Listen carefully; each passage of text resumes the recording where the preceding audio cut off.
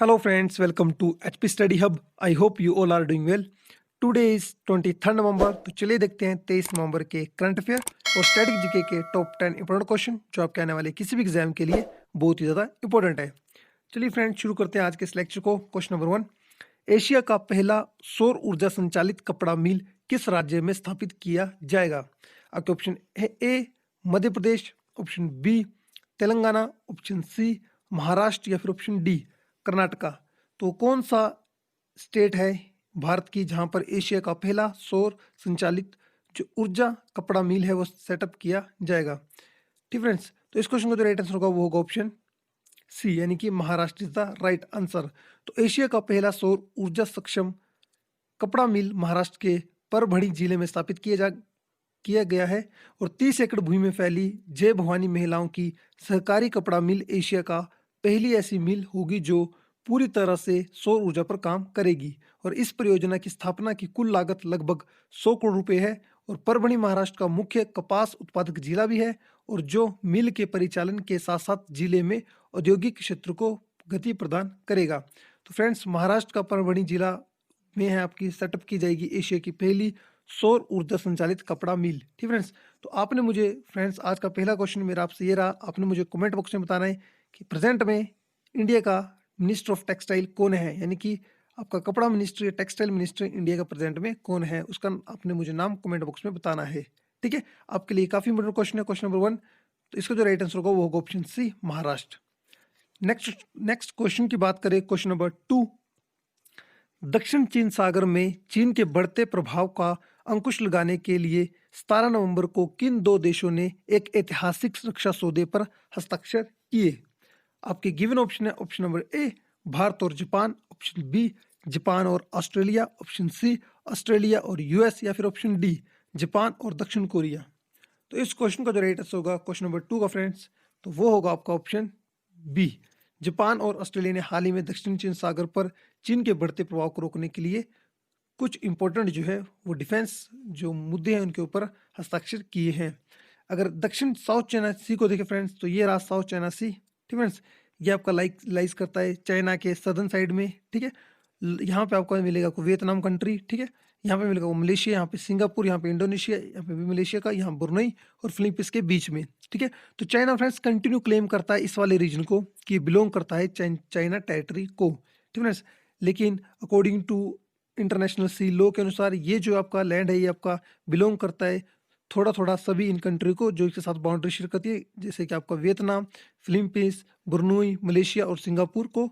लेकिन friends China जो है रिसेंटली और हमेशा ही बोलता रहा है कि जो ये वाली जो टेरिटरी है ये बिलोंग करती है चाइना को। तो रिसेंटली क्या हुआ फ्रेंड्स, यहाँ पे जापान और ऑस्ट्रेलिया ने दक्षिण चीन और इंडो प्रशांत क्षेत्र में चीन के बढ़ते प्रभाव को अंकुश लगाने के लिए 17 नवंबर 2020 को एक ऐतिहासिक रक्षा सौदे पर हस्ताक्षर किए हैं। ठीक फ्रेंड्स, और इसके साथ ही चाइना को इस एरिया पे टैकल करने के लिए अमेरिका, भारत, जापान और ऑस्ट्रेलिया के क्वाड नाम का एक ग्रुप भी बनाया। ठीक है ना, जिसका जो मेन काम होगा वो होगा चाइना की साउथ चाइना सी में प्रेजेंस को कंट्रोल करने के लिए। ठीक है, तो रिसेंटली यहाँ पे क्वाड की मीटिंग चली हुई थी, कहाँ पे आपके जापान के टोक्यो में, और उसके बाद ही फ्रेंड्स ये आपका एक इंपॉर्टेंट ऐतिहासिक रक्षा सौदा देखने को मिला है बिटवीन अमेरिका एंड जापान के बीच में। ठीक है, और इससे क्या होगा, इन दोनों के इस समझौते के बाद जो फ्रेंड्स ऑस्ट्रेलियाई सैनिक है और जापानी सैनिक है उनको एक दूसरे के यहाँ जाने और प्रशिक्षण पाने की सुगमता होगी और वे संयुक्त अभियान आयोजित कर सकेंगे।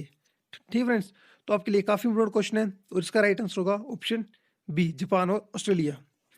नेक्स्ट क्वेश्चन की बात करें, question number 3, again important question, किस फिल्म अभिनेता को हाल ही में भारत रत्न डॉक्टर अंबेडकर अवार्ड 2020 से सम्मानित किया गया है? तो आपके गिवन ऑप्शन है option A Kareena Kapoor, option B Richa Chadha, option C Anushka Sharma या फिर ऑप्शन डी सोनम कपूर। तो इस क्वेश्चन का जो राइट आंसर होगा क्वेश्चन नंबर 3 का, हाल ही में भारत रत्न डॉक्टर अंबेडकर अवार्ड 2020 मिला है, वो मिला ऑप्शन बी ऋचा चड्ढा को। तो ऋचा चड्ढा को भारत रत्न डॉक्टर अंबेडकर अवार्ड से नवाजा गया है। अभिनेत्री को अवार्ड भारतीय सिनेमा में बेहतर योगदान के लिए दिया गया है। उन्हें सम्मान राजभवन में महाराष्ट्र के राज्यपाल भगत सिंह कोश्यारी से मिला है और ऋचा चड्ढा का जन्म 28 दिसंबर 1988 पंजाब के अमृतसर में हुआ था। और ऋचा वर्मा जो अपने करियर की शुरुआत की थी फिल्म ओए लक्की से। ठीक है, ओए लकी लकी ओए की फिल्म जो थी, इसकी फर्स्ट फिल्म थी। और इन्हें जो है आपका ऋचा चड्ढा को हाल ही में भारत रत्न अंबेडकर जो है अवार्ड आपके से सम्मानित किया गया है बाय महाराष्ट्र के राज्यपाल जो है प्रेजेंट में, कौन, भगत सिंह कोश्यारी। ठीक है, तो काफी इंपोर्टेंट क्वेश्चन है फ्रेंड्स, आप इसे याद रखें। नेक्स्ट क्वेश्चन की बात करें, क्वेश्चन नंबर 4।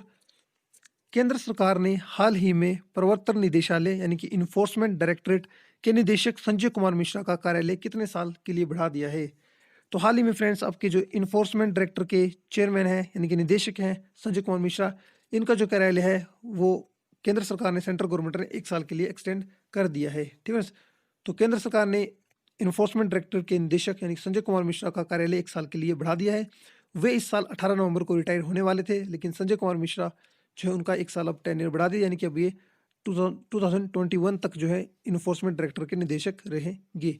और बात करूँ ईडी की फ्रेंड्स, तो इन्फोर्समेंट जो डायरेक्टरेट है यानी कि प्रवर्तन निदेशालय है, इसका जो काम होता है फ्रेंड्स, ये देखता है मनी लॉन्ड्रिंग से रिलेटेड जितने भी केस होते हैं, ठीक है, या फिर फाइनेंशियल क्राइसिस के क्राइम से रिलेटेड कोई केस होते हैं, उनको देखता है आपका इन्फोर्समेंट डायरेक्टरेट। ठीक है फ्रेंड्स, तो आपके लिए काफी इंपॉर्टेंट है, आप इसे याद रखिए। और ये आपका सेटअप किया गया था इन्फोर्समेंट डायरेक्टरेट, ये किया गया था 1956 में। ठीक है, 1956 में आपका फाउंड किया गया था। ठीक है फ्रेंड्स, आपके लिए काफी इंपॉर्टेंट, आप इसे याद रखें। नेक्स्ट बात करें क्वेश्चन नंबर 5। किस संगठन ने कोविड-19 टीकों के बारे में गलत सूचना का मुकाबला करने के लिए हेलो पहल शुरू की है?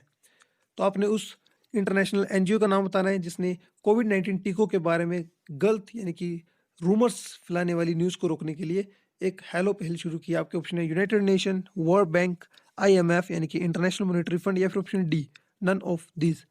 तो इसका जो राइट आंसर होगा क्वेश्चन नंबर 5 का, वो होगा ऑप्शन ए, UN। तो यूनाइटेड नेशन ने लंदन विश्वविद्यालय में वैक्सीन कॉन्फिडेंस प्रोजेक्ट के साथ मिलकर हेलो नामक एक नई पहल शुरू की है। इसका ऑब्जेक्टिव जो होगा वो होगा कोविड-19 टीकों के बारे में गलत सूचना के मुद्दे से निपटारा करना। तो 100 से अधिक वैज्ञानिक सोशल मीडिया के माध्यम से टीकों की सुरक्षा और प्रभावशीलता पर प्रामाणिक जानकारी साझा करने के लिए एक साथ आए हैं। और इसमें जो है इंडिया के लगभग 22 वैज्ञानिक जो है पार्टिसिपेट करेंगे टीम हेलो प्रोजेक्ट या पहल में। तो आपके लिए काफी इंपॉर्टेंट है। ठीक है फ्रेंड्स, UN से रिलेटेड फ्रेंड, यूनाइटेड नेशन से सारे क्वेश्चन जितने भी क्वेश्चन बनते हैं सारे आपके लिए इंपॉर्टेंट होते हैं। तो आप इसे याद रखें, हेलो पहल चलाई है यूनाइटेड नेशन ने for what, to control the, control करना जो कि स्प्रेड होती है न्यूज़ यानी कि रूमर्स जो फैलते हैं कोविड-19 टीकों की बारे में। ठीक फ्रेंड्स, नेक्स्ट क्वेश्चन बात करें क्वेश्चन नंबर 6। द्वितीय बुद्ध किसे कहा जाता है? आपके ऑप्शन ए पद्म संभव को, ऑप्शन बी मैत्रेय को, ऑप्शन सी अवलोकितेश्वर को, या ऑप्शन डी अश्व घोष को। तो इसका जो राइट आंसर होगा वो होगा ऑप्शन ए। ठीक है, option A is the right answer. द्वितीय बुद्ध के नाम से जाना जाता है पद्म संभव को। नेक्स्ट क्वेश्चन बात करें क्वेश्चन नंबर 7। AFSPA यानी कि अफसपा पहली बार कहाँ लगाया गया? ठीक है, अगर बात करें AFSPA तो फ्रेंड्स ये स्टैंड करता है आपका arm force special power act, यानी कि arm force special power act पहली बार कहाँ लगाया गया? तो ठीक है, आपके ऑप्शन है मणिपुर, जम्मू कश्मीर, पंजाब, या फिर ऑप्शन डी 7 पूर्वोत्तर राज्यों में। तो इसका जो राइट आंसर होगा फ्रेंड्स वो होगा ऑप्शन डी। ठीक है, option D is the right answer. तो अफसपा यानी कि arm force special power act 11 सितंबर 1958 को प्रभावी हुआ था, और जो अरुणाचल प्रदेश, असम, मणिपुर, मेघालय, मिजोरम, नागालैंड और त्रिपुरा में लगाया गया था। कब? 11 सितंबर 1958 में। ठीक फ्रेंड्स, तो अफसपा एक्ट में फ्रेंड्स होता क्या है, यानी कि arm force special power act, यानी कि इसके नाम से लग रहा है कि ये एक आपका फ्रेंड्स स्पेशल पावर एक्ट होता है इंडियन आर्मी के पास, जो कि आपका उन एरियो में लगाया जाता है जहां पर डिस्टर्ब एरिया जो घोषित किया गया हो सेंट्रल गवर्नमेंट द्वारा। ठीक है, तो यानी कि ये पब्लिक ऑर्डर मेंटेन करने के लिए कौन सी जगह पे जो एरिया डिस्टर्ब है, डिस्टर्ब यानी कि फ्रेंड्स वहाँ पे आपकी नक्सली एक्टिविटी जो होती ज़्यादा होती है, उस एरिया में पब्लिक ऑर्डर मेंटेन करने के लिए जो है वो अफसपा एक्ट लगाया जाता है। तो ये आपका स्टार्ट किया गया था 1950 एक्ट, ये आपका स्पेशली एक्ट है अफसपा एक्ट 1958। ठीक है, और स्पेशल पावर एक्ट के तहत यानी कि गिवन स्टेट में 1958 में लगाया गया था, ये 7 स्टेट में लगाया गया था पूर्वोत्तर राज्यों की। लेकिन फ्रेंड्स प्रेजेंट में बात करें यानी कि 2020 में, तो प्रेजेंट में ये जो है मात्र 4 स्टेट में आपका अफसपा लागू है। ठीक है, पहले ये 7 में था लेकिन अब 4 में रहे, और वो 4 है आपके अरुणाचल प्रदेश, असम, मणिपुर और नागालैंड। ठीक है, प्रेजेंट की 4 स्टेट में जो आपका ये जो लागू है आपका अफसपा एक्ट। और फ्रेंड अरुणाचल प्रदेश के मात्र 3 डिस्ट्रिक्ट में लागू है, और मणिपुर में इम्फाल को छोड़ के पूरे मणिपुर में आपका लागू है अफसफा एक्ट। और जिसका जो मेन काम होता है फ्रेंड्स, मैंने आपको बता दिया कि पब्लिक ऑर्डर मेंटेन करने के लिए डिस्टर्ब एरिया में, इसलिए आपका एक्ट लाया गया था। ठीक फ्रेंड्स, नेक्स्ट क्वेश्चन बात करें, क्वेश्चन नंबर 8। आनंद मंठ के लेखक कौन है? आपके ऑप्शन है Bankim Chandra Chatterjee, option B Rabindranath Tagore, option C Raja Rammohan Roy, या फिर ऑप्शन डी बाल गंगाधर तिलक। तो इसका जो राइट आंसर होगा वो होगा ऑप्शन ए बंकिम चंद्र चटर्जी। तो आनंद मंठ के उपन्यास जो है, इसकी रचना बंकिम चंद्र चटर्जी ने 1852 में की थी, और भारत का राष्ट्रीय गीत वंदे मातरम इस उपन्यास से लिया गया है। ठीक है फ्रेंड्स, और ये उपन्यास 1700 के दौरान के सन्यासी विद्रोह पर आधारित है। तो फ्रेंड्स 1700 के आसपास जो सन्यासी विद्रोह हुआ था उस पर यह आपका आधारित है, और जो आनंद मठ उपन्यास है इसी से फ्रेंड्स आपका वंदे मातरम जो हमारा राष्ट्रीय गीत है वो भी लिया गया है। तो इसको जो लिखा है आनंद मठ को, वो लिखा है बंकिम चंद्र चटर्जी ने। नेक्स्ट क्वेश्चन बात करें, क्वेश्चन नंबर 9। नाभिकीय रिएक्टर में इनमें से कौन सा ईंधन काम करता है? ठीक है, जो न्यूक्लियर रिएक्टर होते हैं फ्रेंड्स, उसमें से कौन सा आपका ईंधन काम करता है? क्वेश्चन है कोयला, यूरेनियम, रेडियम, या फिर ऑप्शन डी डीजल। तो इसका जो राइट आंसर होगा वो ऑप्शन बी, यूरेनियम जो है वो आपका नाभिकीय रिएक्टर में काम करता है। Option B is the right answer. Next question बात करें, क्वेश्चन नंबर 10, और आज का ये लास्ट क्वेश्चन। अलमटी बांध किस नदी पर स्थित है? आपके ऑप्शन है कृष्णा नदी, ऑप्शन बी कावेरी नदी, ऑप्शन सी तुंगभद्रा नदी, ऑप्शन डी मलप्रभा नदी।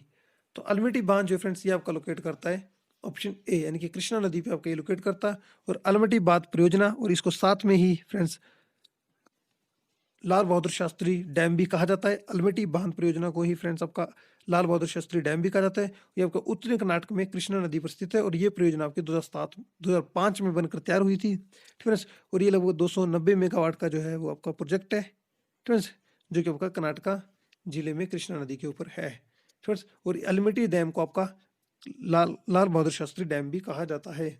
तो फ्रेंड्स आज के इस लेक्चर में हमने देखे 23 नवंबर के टॉप 10 क्वेश्चन। ठीक है, अगर आपको फ्रेंड्स इस लेक्चर की वीडियो PDF चाहिए होगी तो आप हमारे Telegram channel HP study hub को ज्वाइन कर सकते हैं। वहाँ पे आपको हमारे इस लेक्चर की और सभी लेक्चर की जो है PDF अवेलेबल हो जाएगी। ठीक है फ्रेंड्स, तब तक के लिए फ्रेंड्स अपना ख्याल रखें, सेफ रहें, मिलते हैं नेक्स्ट लेक्चर में। धन्यवाद।